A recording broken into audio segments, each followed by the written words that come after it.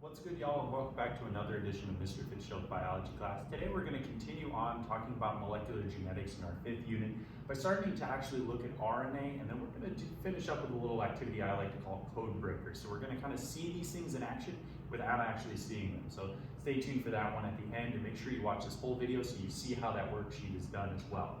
So let's kind of review a little bit. So talking about DNA before we talk about RNA, because they're both nucleic acids that are made out of nucleotides. So we need to make sure that we have all this information in our head correct before we continue on.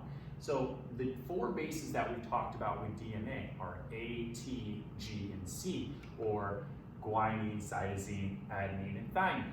Okay, so in this case, I did it as GCAT, G-C-A-T, showing that these two are the ones that bond together, the G's and the C's, and the A's and the T's are the ones that bond together. So GCAT is a good mnemonic to help you remember all the bases as well as who bonds with who. Another thing is the enzymes that are used in replication. So this was a previous video that we had talked about with DNA replication. So with DNA replication, you start off by unwinding the helix, so that's going to be helicase. Then you actually move into kind of priming it up or putting a little piece of RNA, so we have RNA now involved through the use of primase. Then DNA polymerase comes in and does all this base pairing. It does this A with G, or A with T and G with C.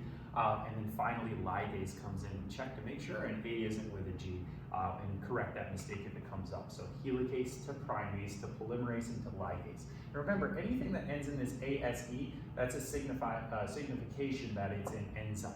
Okay, so that's a good way to tell which one's an enzyme, is if it ends in ASE.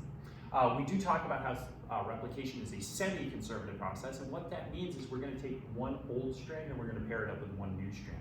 So when we take that double helix and we unwind it to expose the old strands, we put a new strand as on top. We use the old ones as a template to use the base pairing through DNA polymerase to make sure that we get a new strand that's identical to the previous. And then what direction is DNA copied, whether it's the leading strand or the lagging strand? This one is important. It is always in the 5 to 3 direction. DNA always goes from the end that's labeled 5 to the end that's labeled 3. Don't worry about what 5 means and what 3 means. You just need to know it goes from 5 to 3, okay? So now let's take a peek at RNA, or sometimes I like to call it the other nucleic acid because it's RNA. And the R kind of gives it a little bit different features. So that R piece versus a D in the front makes it a little bit different. So we have DNA on the one side, we have RNA on the other. There's a couple differences that you should easily notice in this picture. DNA is a 2-stranded helix, and then RNA is a single-stranded helix. You also should notice that cytosines in both, guanines in both, adenines in both, but thymines in DNA and something called uracil is in RNA. So there's a little bit of a difference here in the nitrogen bases that we're going to have and experience here. So let's talk about DNA again. Double-stranded. It's called deoxyribonucleic acid. So the D is the deoxyribose, the specific 5-carbon sugar that DNA has. And then the Na stands for nucleic acid, reminding you that it's a nucleic acid macromolecule that's made up of a bunch of different nucleotides. It's a double-stranded feature, you can see there. And its bases are the adenine, thymine, guanine, and cytosine, or the A, T, G, and C. All right. Now, on the other hand, RNA is a little bit different. Instead of being deoxyribonucleic acid, it's ribonucleic acid. So one key difference here is the sugar that makes them up. So in this case, we have a ribose sugar instead of a deoxyribose sugar. Now, what's the difference between them? Really, it's an oxygen, deoxy. But you just need to know, okay, so the 5-carbon sugars are different. DNA has deoxyribose, RNA has ribose, okay? Also, RNA is a single-stranded molecule, and the bases are AUGC now, instead of ATGC. So there's no T inside of an RNA, okay? So there's no thymine, we get what's called uracil instead, okay? So U stands for uracil. And an easy way to kind of keep in mind that U is only in the RNA is it has a different ending than everything else. Adenine, thymine, guanine, cytosine, they all end the same with that ene ending. Uracil is just uracil. It's a little bit different, so it's a nice way to stand out to you and say, oh, that's different than the DNA one, so that must be the one in RNA. And you just have to remember to remove the T's when you're talking about RNA. Okay, so which one's base pair with RNA? Well, it still follows the same rules. We still have G's and C's, so those are going to pair up. And instead of T's now, we actually have U's. So A's are going to be with U's now, and G's are going to be with C's. So take a moment here, write down this DNA strand. I got a strand of DNA, and how I know that is it's got a T in there, right? T's cannot be in RNA, so I know this is a DNA strand because it's got a T in it. And I want you to put the matching RNA to it, okay? So this one would not have any T's in it, it's got to be U's, all right? So pause the video if you need to, take a moment, and go ahead and do that. At this time, you should have gotten answers that look like this. Remember, C's pair with G's, so G's and C's go together. This T is in DNA, so that's okay. It still pairs with an A in the RNA. A's are allowed to exist as RNA. A's over here, though, in DNA are still fine, but now they pair with U's. There's no more T's, okay? So it still follows the same pattern. T's pair with A's when we're talking across, but A's now pair with U's, okay? And G's with the C's. All right. So, little quick review here. What are the units of DNA and RNA called? Remember that DNA is deoxyribonucleic acid and RNA is called ribonucleic acid. So they're both nucleic acids, which means they're made of many different nucleotides. Okay, that's going to come up, and a lot of kids have already been missing.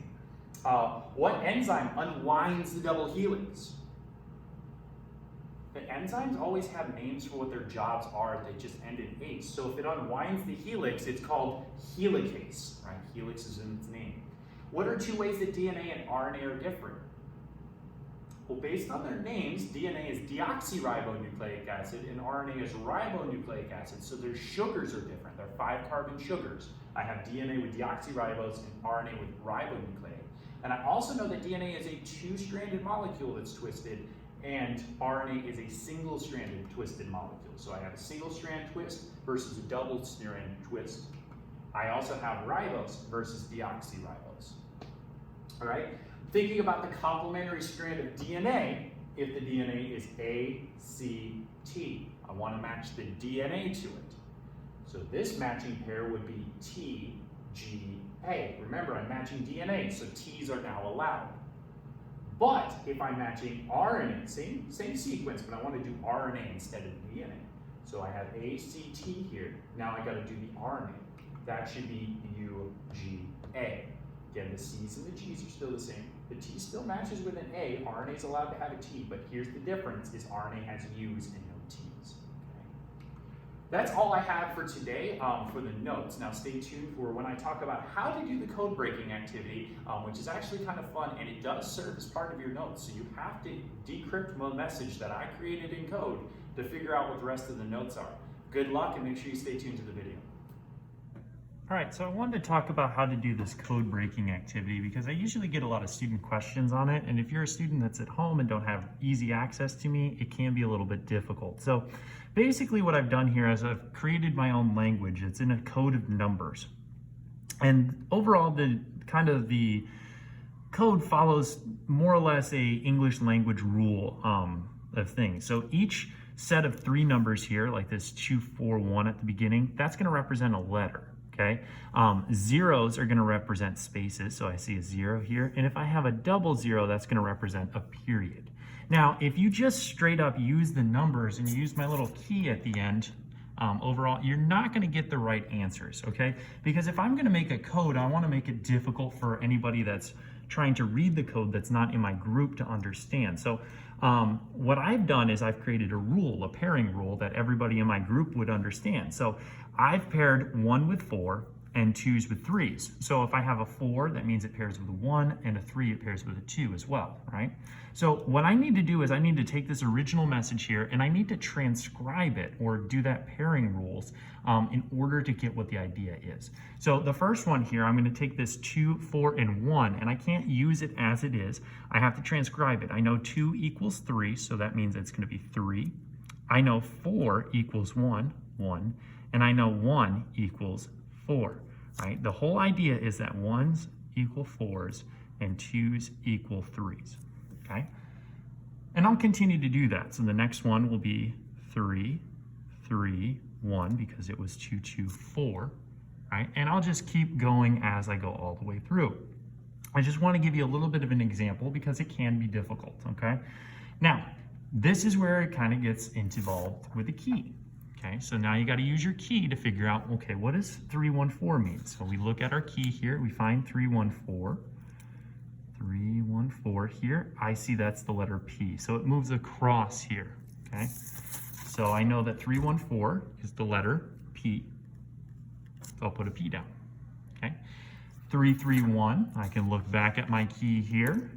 And some of you might want to just keep this on your computer or on a phone or something while you're working, so that way you can see it. So 331 I had circled while I was saying that is an R. And I'll keep going all the way through until I get what the message is. Now, for those of you working at home, I'm not expecting that you do every single one of these because it'll take a long, long time. Okay, but I do need to see messages probably for the first two. Okay, in particular, and then I'll put out an answer key that shows the translation, the full translation for the third message, which is on the back of the worksheet here. Okay. Otherwise, if you have any questions, please just rewatch the video because most of it I just covered. There are some spelling errors, and we'll talk about why that's important a little bit later when we start talking about this process a little bit more in depth. Okay. But have a great day.